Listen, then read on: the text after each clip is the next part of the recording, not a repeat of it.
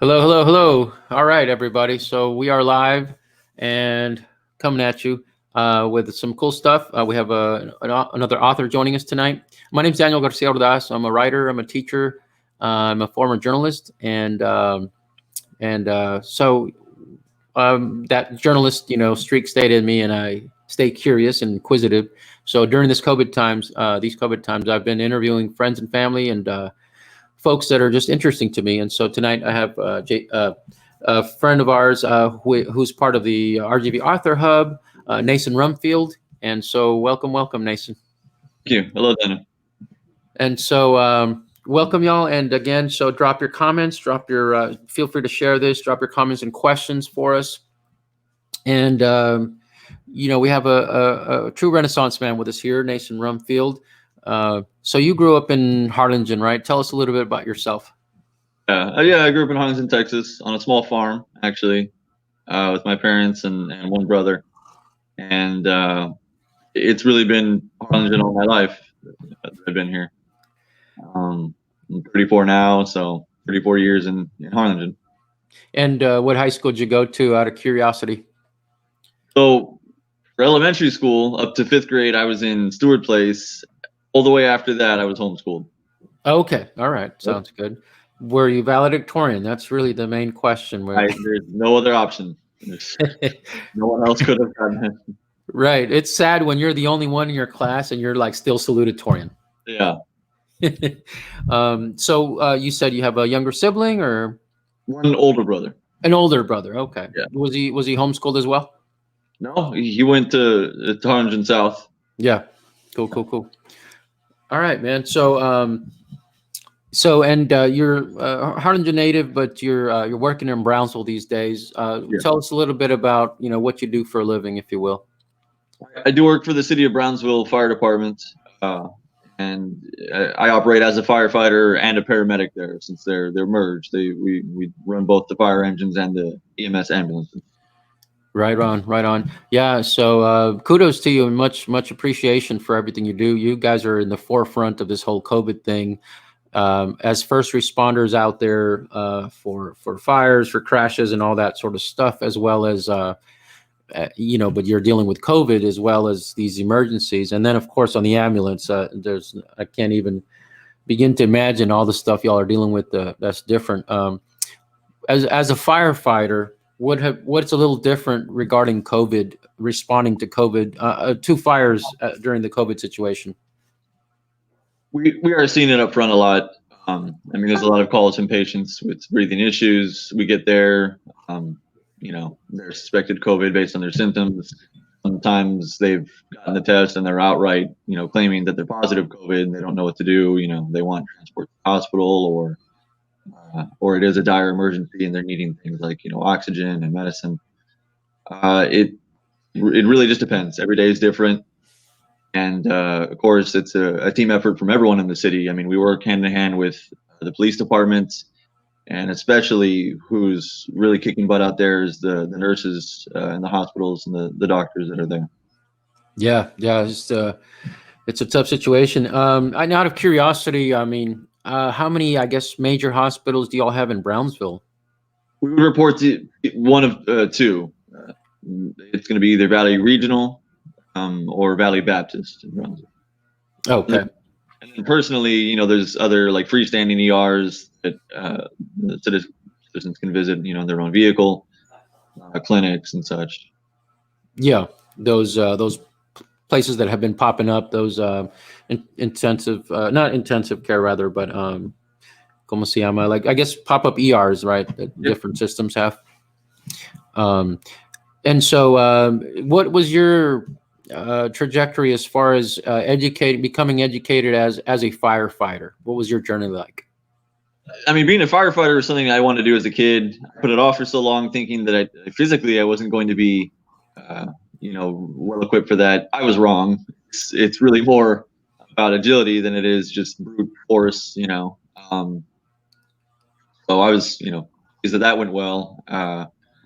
And in particular, I was so glad, so grateful to have the opportunity to be with the Brownsville, Texas Fire Department that I am, because of them being merged and also operating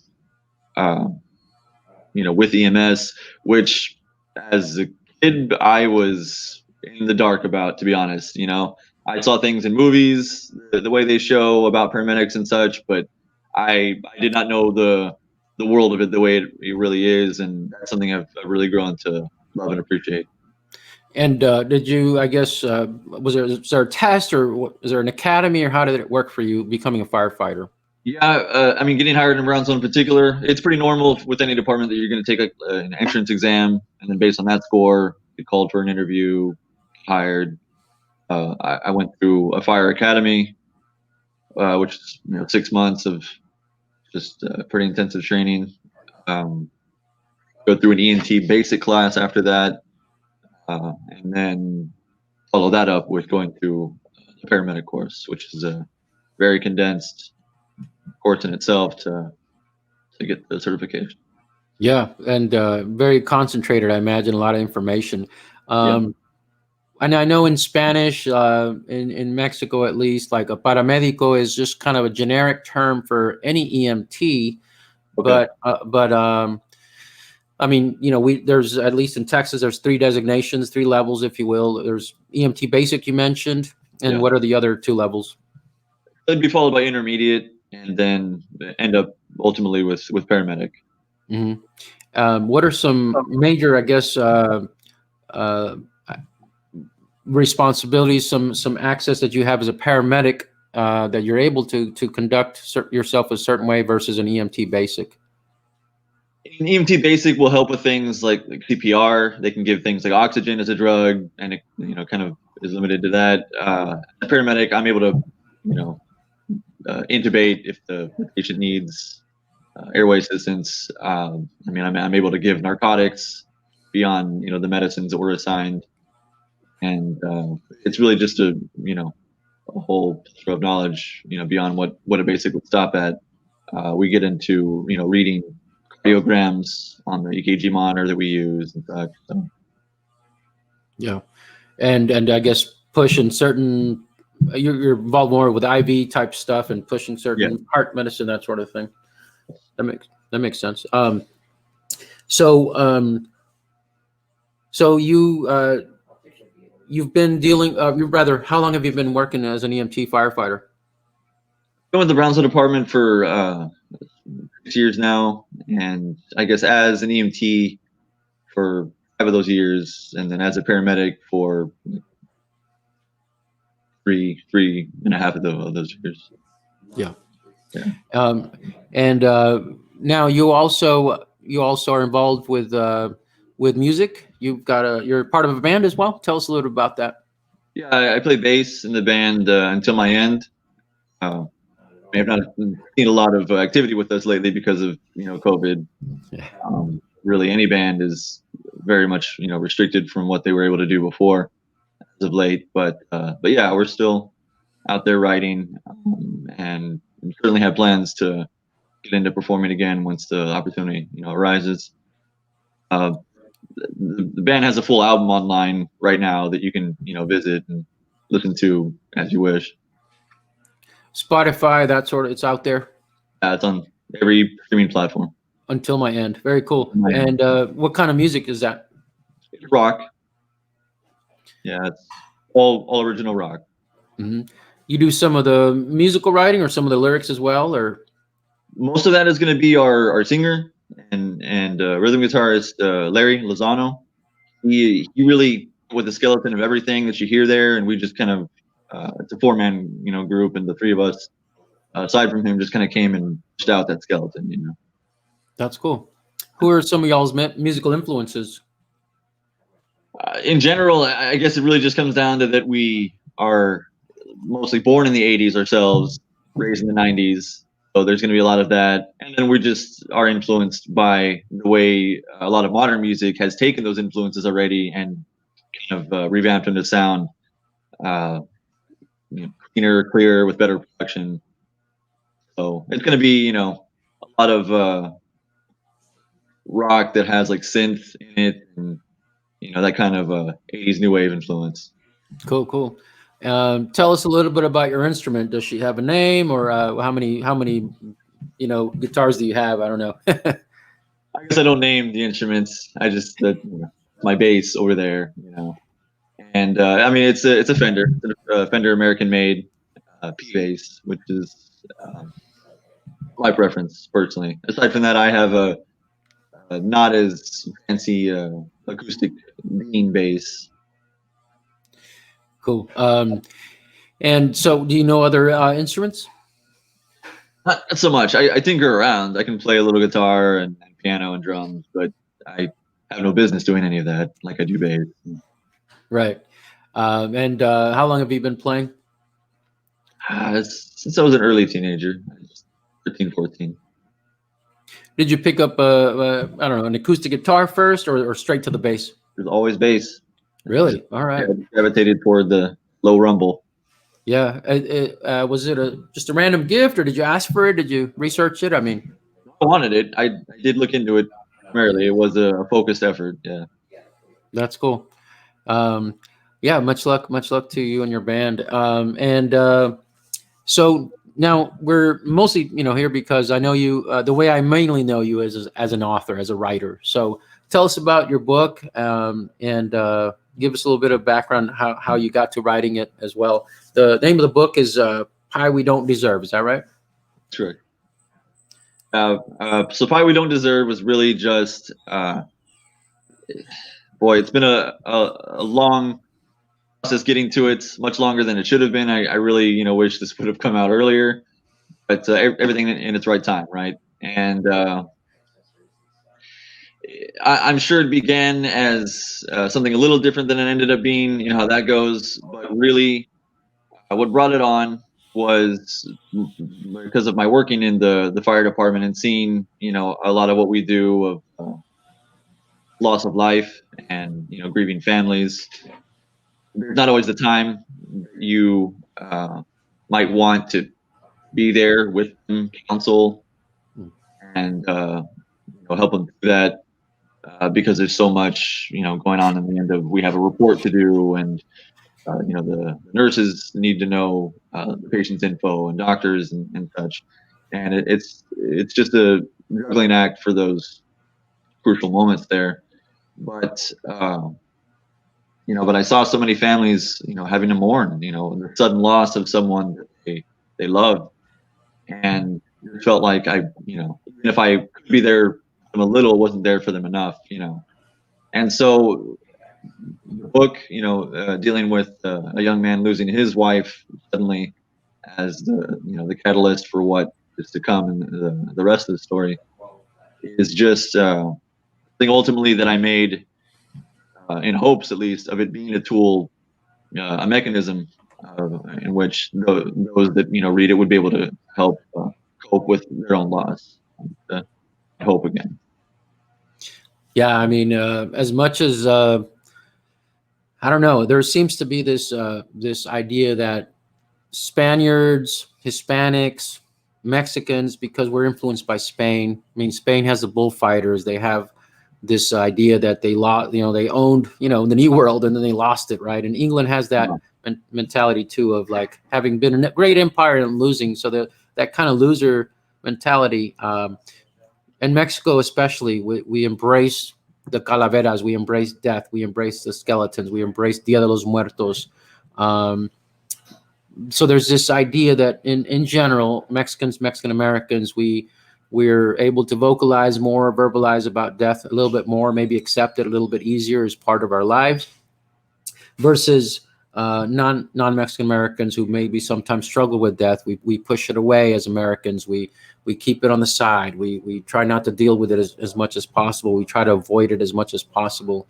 And somewhere in the middle is the truth, right? And I think it is generally true that we're not comfortable with death, and we struggle with mourning. And people that are completely clueless will get on Facebook and start giving advice about how someone else should mourn and things like that. And so I would think that this book, even though there's action and so on, I would think that it is helping folks in dealing with that whole mourning process. What's been the response that you've learned of so far?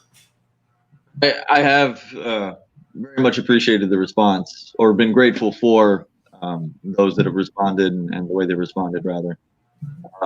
It was pretty well received. I certainly didn't think so many people were going to read it so soon into it being released. I thought it was going to be kind of like a thing that you just throw out there and people eventually get to it. And many have said yes, that they personally felt comforted, by it.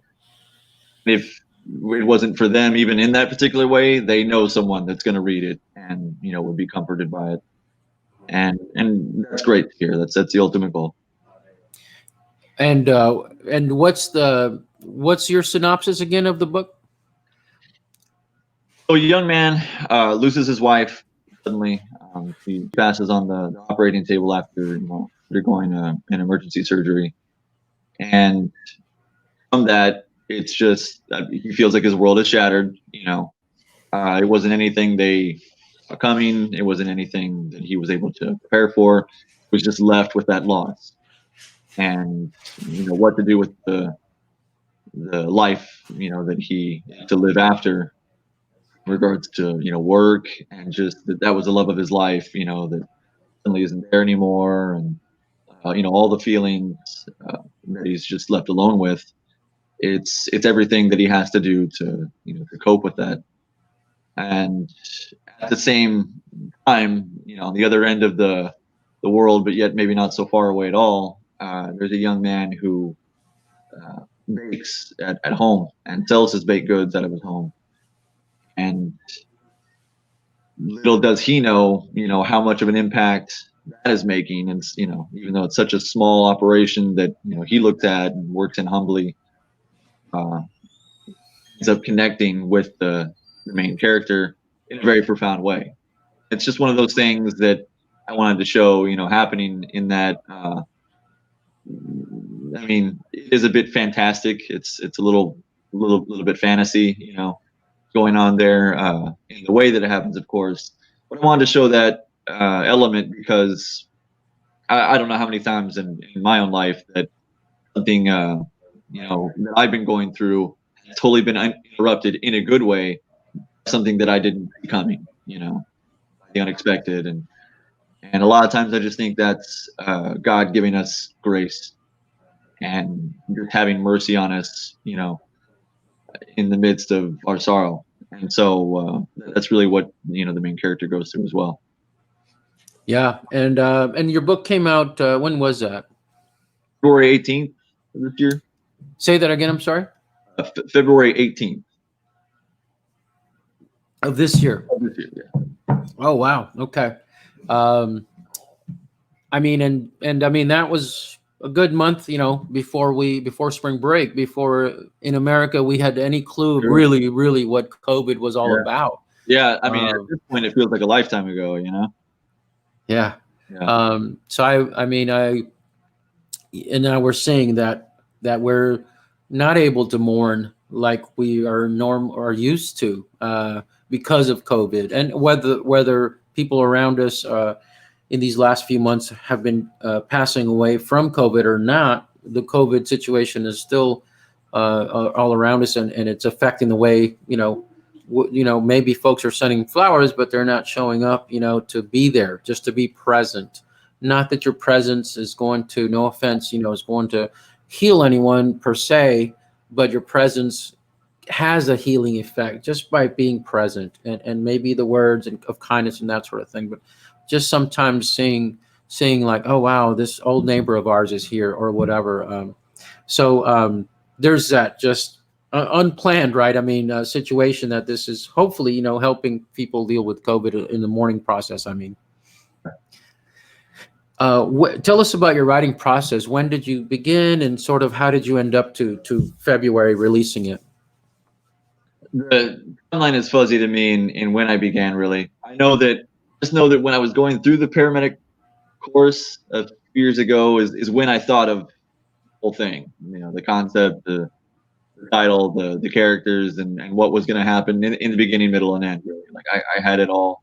It came to me in a rush, if you will. Mm-hmm. That was bad timing in the sense of you don't write a book in the middle of a paramedic course, if you want to fail it, But so I just held on to everything. I wrote down some notes, held on to the idea of it. And when the paramedic course was over and I had worked as a paramedic, for enough to where I felt comfortable to take on something, aside from work, I sat down and started writing it. Started really, writing what you read in the book today. And it was a real simple process. I don't require a lot of discipline in that area. If I want to do it, I will just sit down and do it. I don't need a lot of motivation. I don't get writer's block personally. I mean, I just if I have an idea in mind, I'm not going to forget it, and so I don't really concern myself with that so much, or schedule. I don't have a publisher, right? I don't have an agent calling me saying like you have a deadline to make or anything. But the book itself took about 9 months to finish. And I was just using this very simple but very cool Italian app, actually called Babisco, which is software you can get on the One more time, what was the name of the app? Babisco, Bisco, and it's free. You just download it, and really, it's something that it's a motivator in itself. Not that it's tooled that way, but really breaks down chapter by chapter, what your story is, and character by character and such. Really, once you fill that in, you just want to keep going. You see that and you're like, well, I just finished a chapter, do chapter 2. So and that's what it was. The book itself is not very long. It's 20 small chapters, and I think paperback is like 150 pages, and and yet it's everything that I wanted it to be. There's nothing, like there is no director's cut, if you will, of this book, other than what you're already reading out there. Yeah, that's cool. And that's good to, I think, as a creative person, to be able in 2020 to have that control, creative control. You don't have an agent, you don't have an editor, you don't have publishers, breathing down your neck or whatever. And you do have to be self-motivated, like you mentioned, but it's your baby. 9 months later, boom, there it was, or so. Yeah. So how does your Christian faith play into the book? And you mentioned God's grace and mercy earlier. Yeah, it's really the point of the book ultimately. When you break it down and get into it, not to give anything away, but the pie mentioned in the book is not just pie, of course. Yeah. And you'll see. But the main character, someone who is personally struggling with his faith. I mean, he takes a devastating blow in the form of losing his wife. It's thing that causes doubt, and it's part of the struggle that he goes through, finding that again, finding the hope, the reason to have faith again. And of course, everything is observed, I think, pretty candidly, and enough angles. It's relatable to anyone that is reading it personally, whether they believe in God or not, or still undecided. I think it's something that still approaches those different perspectives fairly, but at the same time also doesn't hold back and saying, hey, this is something that's happening to this character right now, and here's all that's impacting him. Yeah. Well, and so you're not, even though you published the book in February, or released it, I should say. So it is available, I guess, on Amazon, on Kindle, that sort of thing.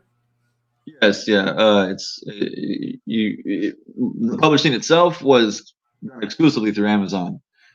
As far as its beginnings, it's since been distributed to other. I mean, if you Google "Pie We Don't Deserve," it comes out in other retailers.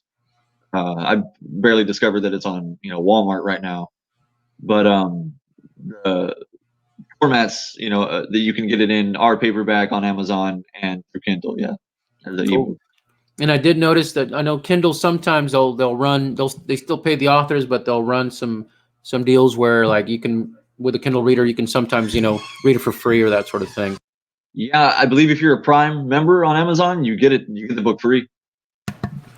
So if y'all are out there, interested in that sort of thing, in this kind of book, make sure you do check it out, download it, and on and off they'll have it for free as well, or if you're a Prime member. And y'all please write a review for local authors. Support local businesses. We say that. Nason is not selling burgers or fries, but he is a local businessman, if you will, on account of having his book out. So definitely give him some love with some reviews of his book.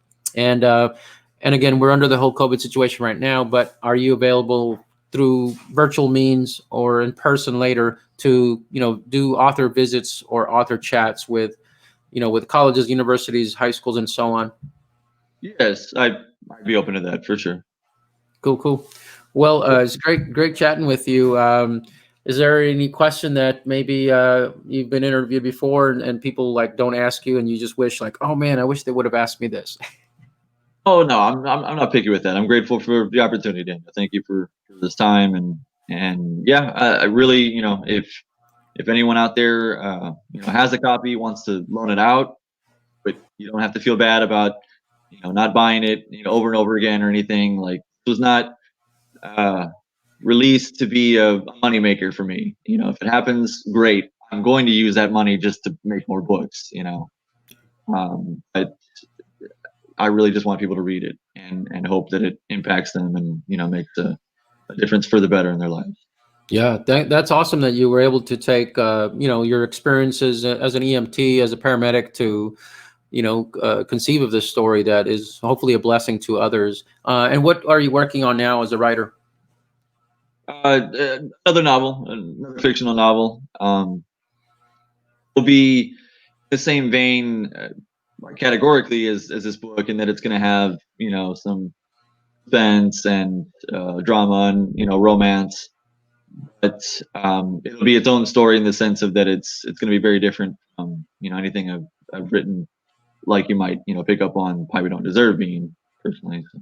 Yeah. I mean, you can also twist it. Maybe a third book later on. The Hallmark Channel presents firefighter, who falls in love with a baker or whatever. Anyway, that might be in the future. But anyway, so great chatting with you, Nason, and one of the few times that I mostly interview folks that I know, and we've only known each other because of the COVID, not face to face, but I mean through essentially, through RGB Authors Hub and stuff. But it's great to have your friendship, and again, thanks for blessing us with your book, and yeah, it's been great to chat with you for a bit. And take care of you, man. We're very proud of you and so thankful for firefighters, EMTs, paramedics out there, on the front lines. Sincerely, we appreciate you guys. Thank you, Dan. Thanks. Take care. We'll see y'all next time. Okay.